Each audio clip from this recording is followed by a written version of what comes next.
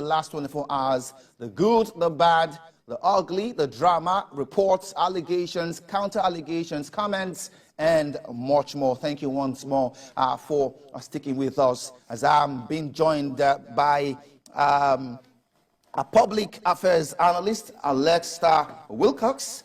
Glad to have you on TBC News at this time. Thanks for having me. And also on the program is Dipo Uyewole, our political analyst. Thank you for coming. Good morning. Okay, let me start with you. From the information you've gathered thus far, what are your thoughts about the efficiency and efficacy of the voting process thus far across the country? Well, across the country, I think it's been a bit fair. I'm not sure if it's better than the presidential elections. Yes, I mean, because it's hard to use one as a yardstick now with the different issues that happened with the presidential elections. And one of the videos that we saw online today was one of the youth corps members that was in charge of a polling unit saying that they didn't reconfigure a beavers machine for a particular polling unit. And I'm asking questions. What is going on? Part of the reasons why they moved the elections by a week was so that they could reconfigure all the beavers machines. So what's the problem? Why is that particular beavers machine, why was it not reconfigured? Why was it not reset? And the question is that the only one? Or we're going to have other reports coming out that other ones were not reset? And what is going to be the next step forward? Are they going to have re-elections?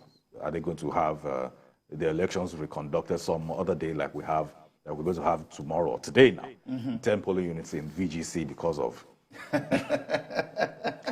I mean, so the VGC episode was quite interesting because what we were hearing initially was what the residents said they didn't come in, and then the core members that were INEC said, according to INEC now, with the report contradictory reports. Very contradictory reports where INEC was saying that the officers that it sent there for the presidential election said they were held hostage. The last time they were traumatized. And so the question is this, right? I'm not taking sides. The question is this. So that happened, and when did they deliver the reports? Because I would assume that immediately you submit your report, you submit all the materials back to INEC, that you are debriefed. You give a report. Now, that report will have been due for over a week now, and then maybe you knew that you wanted to change the location of the polling units. How about you inform them before the day of the particular election? So, I mean, a few things that INEC could have done a lot better. A few things they could have done a lot better, but we're hoping that the final results do show and reflect and respect the will of the Nigerian people with regards to the persons that they do vote into elected office. Stamp on it. Has the police officer's signature, has the party agent's signature, so it's an authentic document that you can use to know if you win or you lost. Not server. And when the server fails to serve its purpose, arguments will certainly ensue. All right. In a place like Benue, we understand that a particular local government called Kwande, ballot papers in that area were mismatched. You know, ballot papers were taken to wrong destination, beavers machines taken to wrong destinations, and we know that the beavers machines are configured in such a way that when they get to its specific polling unit, that's where it can work and capture the people there. I mean, this just, gives an impression that INEC, like you, still proceed, still making very primary and elementary mistakes. For me, I believe that there needs to be a lot of training and retraining with the INEC staff, and I don't mean the youth corps members that they use, because the youth corps members you use today will not be available for the next election. Either it's the off-cycle election or the general elections of 2027. But I believe that the core staff themselves, because in the end, they are the ones that will do the onboarding of the temporary staff. So I believe they themselves need a lot of training and retraining, and they need to have a sense of responsibility with regards to what their job is, because I'm not really sure that they do carry that sense of responsibility. Because I find it very, very irresponsible, if I may use that word, that you've had how many weeks to prepare for another election, and then we're still having to deal with logistical issues, polling beavers machines switched up, paper switched up, and all sorts of errors and mistakes. at what time? How long are we going to go on with this? It's not good enough. It's not good enough, like I said, and I'll keep saying it. They need to be able to justify the money they got from the Nigerian people. They need to be able to justify it. And going back to the issue of the server and all of that, I had said this since the time of the presidential elections, that if you do have a sensitive digital infrastructure, common sense tells you that you invest in cybersecurity. It's as simple as that. We have banks in this country. The CBN themselves have their own sites. We have institutions, even private institutions, that don't deal with anything that has to do with cash. We have small businesses today that have websites that have payment platforms on their website. Yeah. They invest in cybersecurity. Small businesses that their turnover is under 50,000 naira a month, they invest in cybersecurity. So what is the excuse of INEC to not think that they need to invest in cybersecurity to ensure that whatever results are being transmitted to the server is protected, and they are the actual results that reflect the will of the Nigerian people?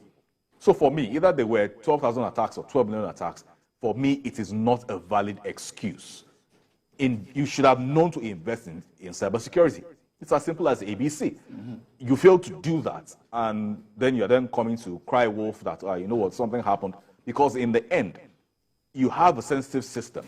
It is also the responsibility of people who are up to no good to test the validity of your system. True. And to test the strength of your system. Absolutely. It's the same reason why we have doors in our homes. You don't say, oh, because I'm the one that paid rent in this house, you don't close your door. If a human being doesn't walk in to come and loot you, you have chickens and lizards and all sorts of animals to come into your home. And soon they invade your home, and then your flat becomes a zoo. Be tied to it. So it is your responsibility to say that, okay, we have this sensitive digital infrastructure. It is our responsibility to see how we can safeguard it and secure it. You collected money from us to do what? To buy Beaver's machine that you don't know to reconfigure for another election, or the Beaver's machine that you're getting to switch up for different locations. They need to do better. They need to do better. I will continue to hold them to account, because for me, I do not believe that that we must tolerate any form of excuse from them, especially where it stems from a lot of logistical errors and lapses in management decision. There is no reason. They have a huge budget. They have a lot of people working for them. They have various departments. I expect that they have competent hands available. And for Christ's sake, you're adults. You should know what to do. You shouldn't be told what to do, because this is literally your responsibility. You get paid to do it. Get paid to do. I mean, we don't come on here and then we keep looking at you, and then I'm the one asking you questions. Then there's a problem somewhere. TVC will say, Mr. Man, what is going on? What is going on? Should we switch seats? Is that what's going on? So, I mean, you're an adult, you get paid to do a job. The least you can do is to do that job. Absolutely. So we don't want to hear any excuses. Lots of conversations around all of this. There were talks about, I mean, come on. People should be talking about economic reforms, talking about policies that can change lives, human capital development, and not how to subsidize drinks. It's comic. Yeah, well, I believe it also speaks to the quality of the electorate that we have. And unfortunately, we have a government at every level that have been able to weaponize poverty in some way. And that is only possible when you have been able to almost obliterate the educational sector.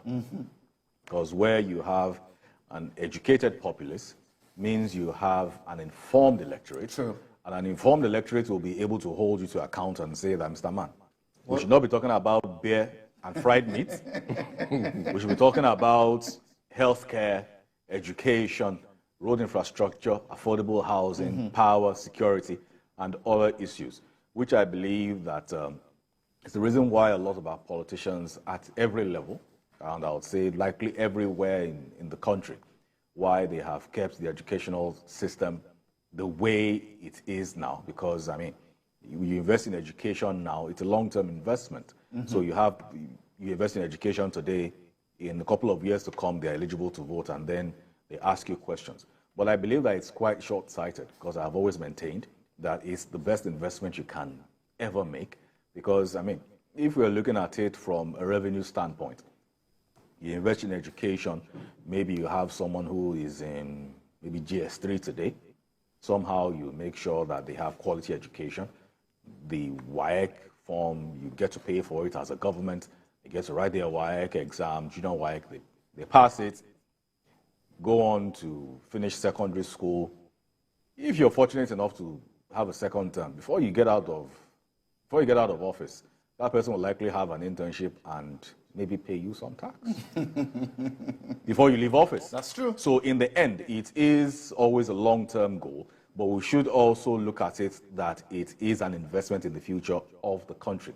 Because if you have low-quality electorates, and then you have low-quality citizens, if I may use that word, in the end, they portend a lot more danger to you than you would think, because the trade-off is not something you want to quantify. Sure. It's not something you want to quantify, because in the end, you have certain folks who have maybe gone to school, maybe didn't have quality education, had quality education, maybe don't have jobs, and then they resort to a life of crime. Those people end up become a security risk to you, to your immediate family, to your extended family, because in the end, we do know somebody that we know somebody who knows somebody. That's true. And there's this prayer in Yoruba that we pray that evil doesn't come to us and to somebody that we know, because in the end, that is close to us. Or that is close to us, because in the end, that evil does come to you by proxy.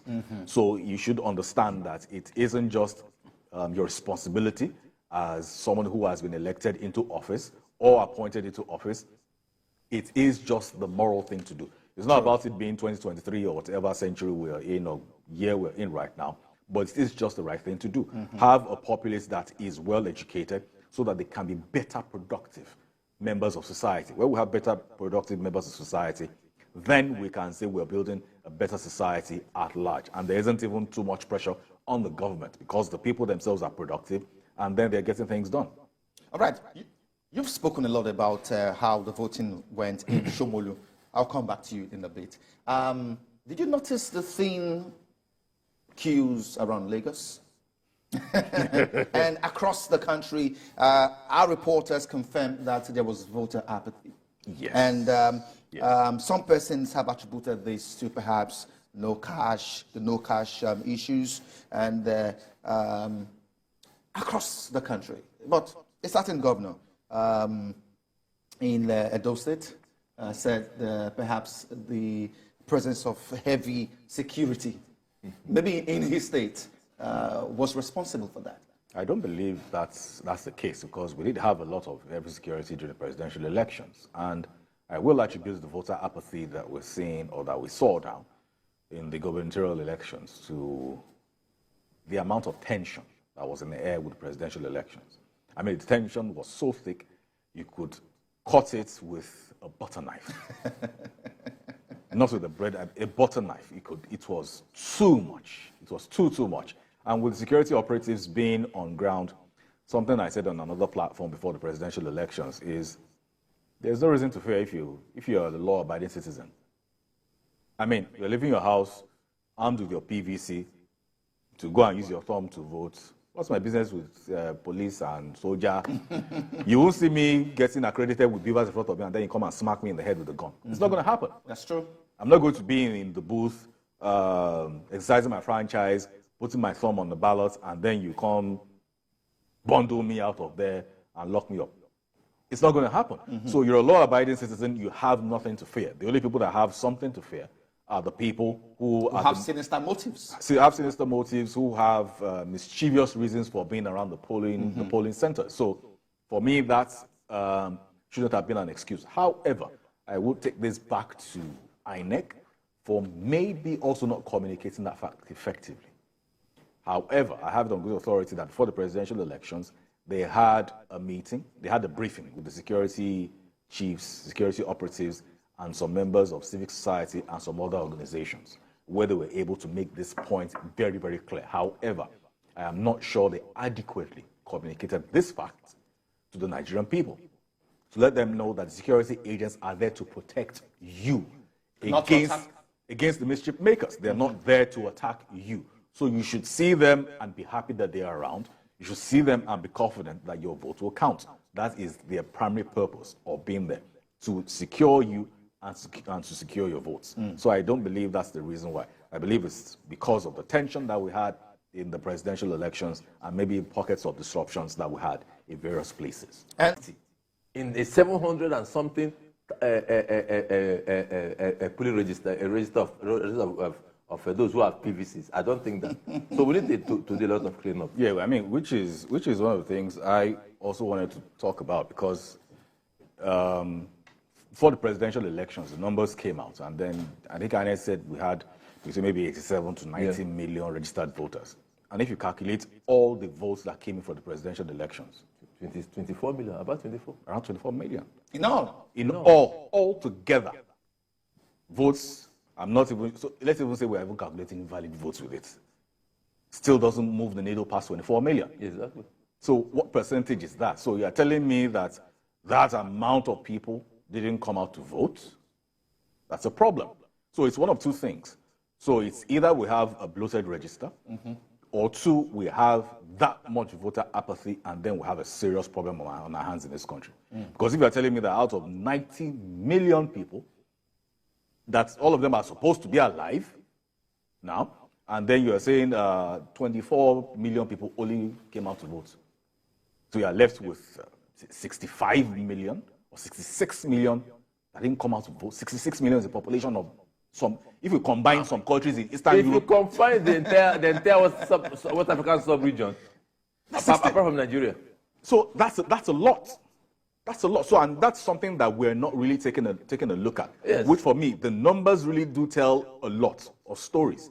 It's something we need to look at. So saying that we have maybe around 66 million people that didn't vote at all. So can we say out of 66 million people, can we even say maybe 10% are late? Yeah. So what's going on with the remaining 60 million people? Or how many people are left? What's going on?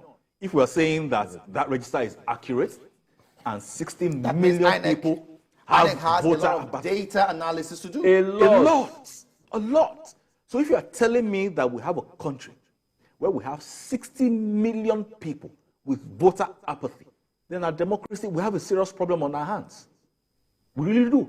Because that means you have the right to exercise your franchise. You have the resources, you have the wherewithal, you have, assuming you have all your faculties with you, and you are alive, and then for some reason, 60 million of you cannot come out, step out of your house to go a few meters to go and exercise your franchise. Then we have a serious problem on our hands. So we need to clean up the register to know that, okay, do we have a bloated register? Out of that 60 million, is it possible that maybe it's half of it? Even at 30 million, it's still a serious number. A serious number. At 30 million, it's still a serious problem. So we need to look at it from both sides. The INEC has a role to play in it. The electorate as well, because we must have these conversations objectively. We must have them objectively. He spoke about having an uninformed electorate, which is something that we discussed before we came on air. It is a serious problem that we have. So even if we are saying it's 50% of that 60 million, at 30 million, it's still a major problem. That still falls on the laps of INEC. I mean, you want to ask how much voter education have they been doing? Well, Festus Okoye, let me just say, Festus Okoye has been long on that seat. Last time I was there, I was asking, I mean, I thought they have tenure of 5 years, renewable 5 years. Festus Okoye, I've been hearing his name since since forever. Since I can't remember, since forever, yes, I've been hearing, and he's the head of voters education. He's the chairman chairman communication and voters education. True. And so I only see him during election period. That after that, they go flex, which is one thing. Which is one thing that we also complain about INEC with, right? Because you collect salaries all year round. All year round, yes. You don't collect salaries only during election cycles.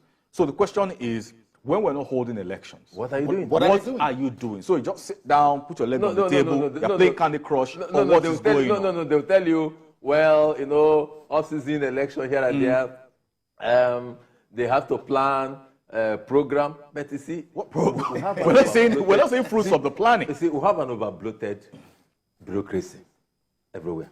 And that is why, I agree with my brother completely about logistics problem. Because as at the time you are free, you are supposed to be thinking, doing scenarios, creating scenarios, and take it as this is a national project. 3-4 year cycle, INEC cash out. It's only Yes. 4 year cycle. It's every year because there's Yeah, off-cycle elections. There's off-cycle off-cycle elections, which is They cash out. and he touched on something that I had also mentioned here during the presidential elections, that one, we know that whenever INEC says they need a certain amount of money, nobody argues with them because you don't want to be responsible for the reason why they didn't get 50. Imagine they had cut their budget by 50 million and then they said they attacked the server. They will say it's National Assembly, they didn't give us 50 million. Is that 50 million they cut?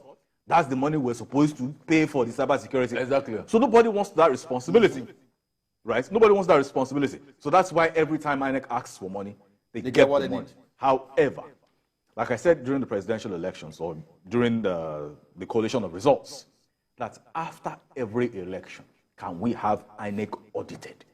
Seriously. But it is of note here that the 2022 Electoral Act has changed a few things, and it's about the number of accredited voters, not just the number of registered voters. The number of accredited voters will define or determine what the outcome will be like. Okay, Section 51 of the Electoral Act 2022 provides that the total number of accredited voters will become a factor in determining overvoting at election tribunals. So not against the total figures. Figures, absolutely. Yes, so that's fine and that makes sense. However, still going back to the number we have On the register. on the register, that you have this number that are registered, even going against the number that has collected PVC, because that's also a different number in itself. The margins are too high. Why? Talking about voter education, aside from the fact that INEC isn't doing enough, another government agency that I would like to knock here. And anyway. You're a prophet. They are practically non-existent. In fact, they only exist on budget. They exist on budgets, and we also need to take a look at their books. You get paid salaries. What exactly is your charter? What exactly do you do on a daily basis? What are your deliverables? Okay? Your KPIs, what are the outcomes? What are the deliverables? Do you have targets to meet? What do you do exactly? Because we keep saying that we're broke, right? And then we keep burning money with these people. Because as far as I'm concerned, you put money in something, you don't get results, you are burning money. Money. And we are saying we are broke. It doesn't make any sense whatsoever. So we need to, as we are auditing INEC after every election, we must take a look at the books of NOA after this particular 2023 elections. If they are non-existent, as we have known them to be, scrap them, let us know they do not exist. We cannot keep bleeding money on an agency that does practically nothing. We have lots of agencies I like tell that you, in I tell you, Nigeria I tell that you. Do practically nothing. And then you get voted, you have, they are the ones that have the most ridiculous budgets. NNPC, no drop of oil, billions go into that. NOA, only God knows how much they get, and then it doesn't make sense. No, we cannot continue like this in this country. Okay. Something needs to give. Later this morning, and we're hoping to get all that information from all our correspondents across the country. We just talked about the violence in Nsukka. There were patches of violence as well in Rivers State, where an ad hoc staff was killed. There was violence also that was reported in Zamfara. You know, in Cross River State, somewhere in Ogoja, someone was shot dead yesterday. I mean, does this speak to our security agents not ready for the business of the day? Well, with how many polling units we have, I'm not sure we had all of them deployed to every single polling unit, okay? With how logical that will be, or feasible is the word I was looking for, with how feasible that will be, I am not sure. However, I believe that their deployment should have been a bit more strategic, and from the presidential elections, intelligence should have told you certain hotspots. That's true. I mean, he lives in Shomolu, he told you that Shomolu people... It's very peaceful. We don't have power. My house isn't too far from there. We don't have power where I live. So everybody is just go there, go and They don't have power for Wahala. Nobody even waits to say you want to defend anything. Just vote, go to your house, except maybe you want to stay there and gist and maybe Throw bantas. Or do your happy hour. Or do your happy hour there. But really, I'm not sure how their deployment was in terms of who was where in terms of the police, the military, and all the other security agents. But all in all, I believe that one violence or one case of violence is one too many. We must make that very, very clear. And unfortunately, we are still having this particular incident in our own democracy, especially when it comes to elections in 2023. But I do hope that we do get better with how we handle our politics, our polity, and our election season in our democracy. We have a growing democracy, but we must also be very conscious of the fact that in the end, it is a democracy. We must also act accordingly in a way that shows that we do respect one another, because in the end, that is one of the hallmarks of a democracy. And I'll still go back to the role education will play. Because an educated person will tell you that once given 10,000 naira to go and do what? So that soldier will see me and shoot me. Excuse me. It is not going to happen. I know I went to school, I may not have a job yet, but I have prospects. So that is part of the things that education will help us solve. That's why I'm very particular with saying that we must see how we invest deliberately in education, see how we can adjust our curriculum, and have better, productive citizens all around. Of the process. Yes, because where there is punishment for bad behavior, it serves as a deterrent. It's human nature. So that's why we have laws, that's why we have rules, that's bylaws that govern your organization, right? So you don't come on. We have the NBC as a regulator. That's why that's what separates animals in the jungle. But where we have a culture, one, we're not accountable. Where two, responsibility is aside, and three, where there are no consequences for bad behavior, we are. So that's the main crux of the matter. So until we make examples of those that disrupt our election process, we'll keep having these conversations. We'll have it on the off-cycle elections. It's just the truth.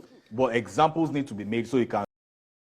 That gentleman over there, you remember what happened to him? He's yet to come out. This 2021. The one he did was 2023. We haven't seen him. We are not even allowed.